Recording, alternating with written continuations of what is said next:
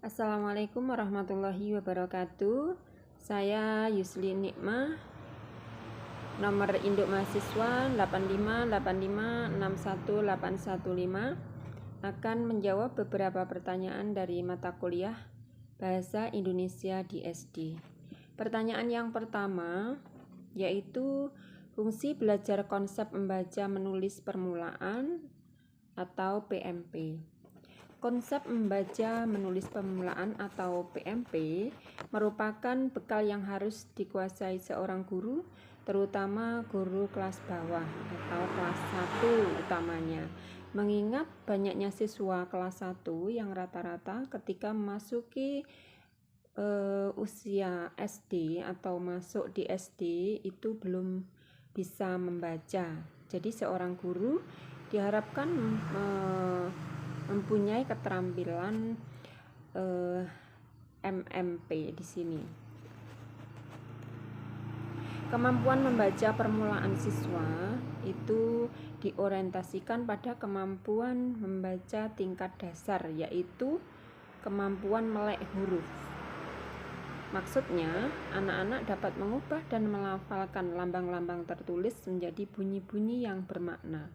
Kemampuan ini selanjutnya dibina dan ditingkatkan menuju pemilikan kemampuan membaca tingkat lanjut, yaitu melek wacana. Yang nomor 2, metode pembelajaran MPP yang saya terapkan di kelas. Yang pertama, saya menerapkan metode suku kata, di mana saya menyiapkan beberapa suku kata yang disusun dalam sebuah buku dan itu dibaca siswa setiap hari sesuai dengan kemampuan mereka. Kalau mereka sudah lancar membaca dalam halaman yang sudah ditentukan, maka dia boleh lanjut pada halaman berikutnya. Dan ketika anak-anak menunggu giliran membaca, maka anak-anak bisa mengulang-ulang bacaan halaman yang sudah ditentukan oleh guru. Demikian. Terus yang kedua yang saya terapkan yaitu metode global dengan memperkenalkan gambar dan kalimat. Namun metode ini seringkali siswa kurang konsentrasi pada huruf-huruf yang dibaca, tapi anak-anak sering konsentrasi pada gambar yang ditampilkan, sehingga ketika membaca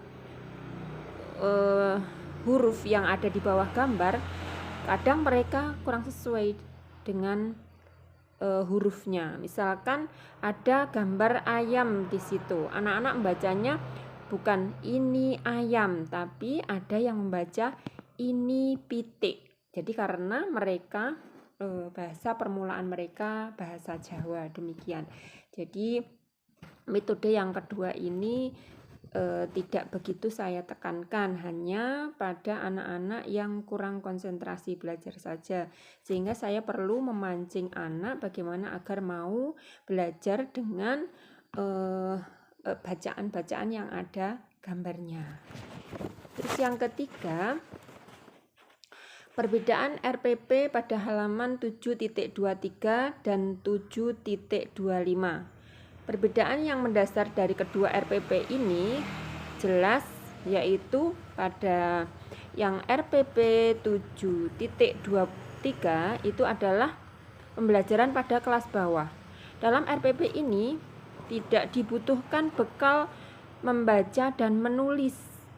Ya, jadi di sana hanya dibutuhkan kemampuan siswa dalam keberanian menyampaikan identitas dirinya. Jadi bagaimana dia bisa mengkomunikasikan, bisa memperkenalkan dirinya secara lisan, seperti itu.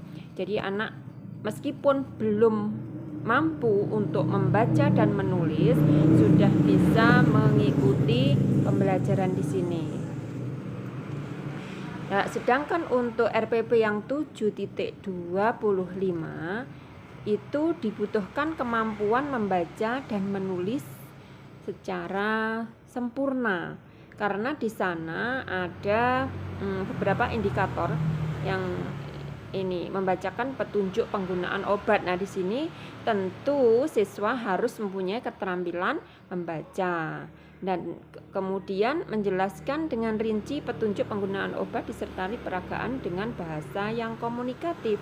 Nah, ini siswa juga dituntut untuk bisa membaca. Bahkan ada pada langkah pembelajaran itu di sana ada tugas menulis bagaimana petunjuk minum obat. Nah, ini berarti siswa harus mempunyai keterampilan membaca dan menulis. Jadi perbedaan yang mendasar di situ. Kalau yang di RPP kelas bawah belum dibutuhkan kemampuan membaca dan menulis. Kalau yang di RPP kelas atas itu sudah dibutuhkan kemampuan membaca dan menulis.